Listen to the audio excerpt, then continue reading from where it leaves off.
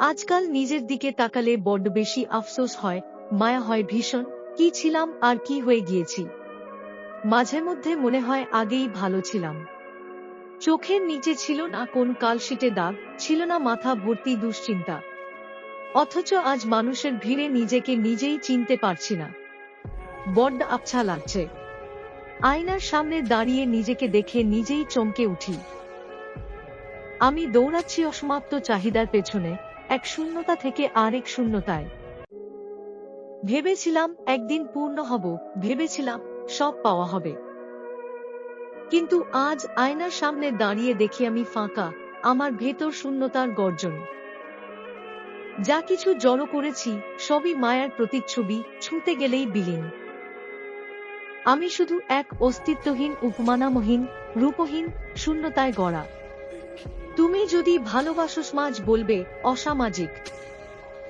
তুমি যদি ভালোবাসা ছাড়ো তারা বলবে দায়িত্বহীন। তুমি যদি কষ্ট লুকাও তারা বলবে অভিনয় করছো। তুমি যদি কাঁদো তারা বলবে এই জন্যই ওকে কেউ ভালোবাসে না। যখন ছিলেন বুঝিনি আমি, এখন বুঝি তুমি ছিলে স্বপ্নের রানী। তুমি না থাকায় ভেঙেছে ঠিকানা। নীরব ঘরে বাজে শুধুই বেদনার সুর ধ্বনি।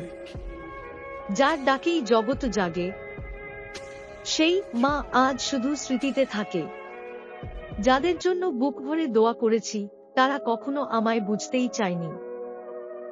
তাই আজ বুঝেছি দুঃখের সবচেয়ে ঘনিষ্ঠ আত্মীয় আসলে সম্পর্ক নামের একটা প্রতিশ্রুতি। যাদের জন্য বুক ভরে দোয়া করেছি তারা কখনো আমায় বুঝতেই চায়নি।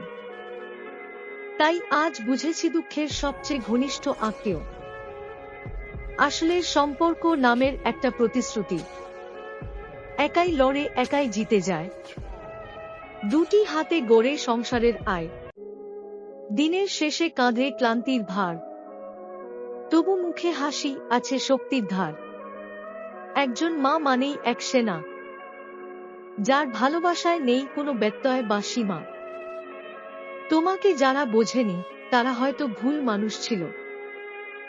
তুমি অযোগ্য নও, তোমার আঙিনায় শুধু ভুল মানুষ এসে বসেছিল।